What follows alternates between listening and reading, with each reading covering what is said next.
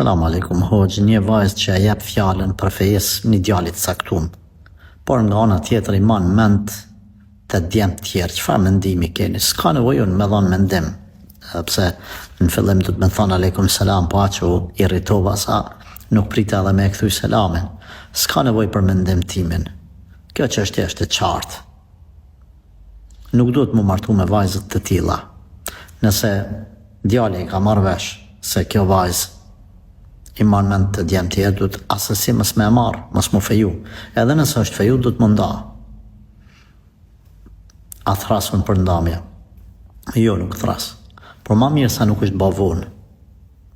Pastaj, po mjep kjo me dyshu se si i ka premtu këti djalit, qysh i ka premtu, qysh e ka dhënë fjalën, me qfar forme, i ka shkru, une me ty, une për ty e jap jetën, une veç ty s'kam kërkan zemër, këne natë me djemë të tjerë. Dhe më thonë, kjo veç qysh i ka njësë komunikimin me këtë djalin, duket qysh e ka dhënë fjalën, duket se ka diçka në mesele, ka diçka. Ajo normal qysh e shkru në këti, i ka shkru banki dhe tjerëve para prakesht. Edhe pak lidhë me njani, pak me tjetërn, u kryp.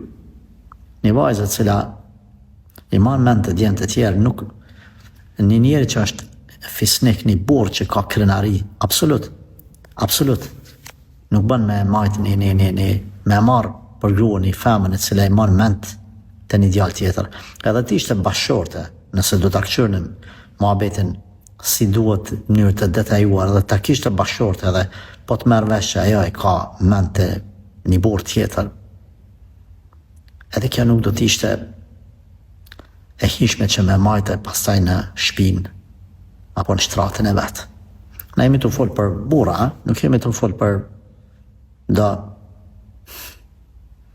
meshkuj të ligë, për do dëjuza. Ne jemi të folë për bura, jo për dëjuza.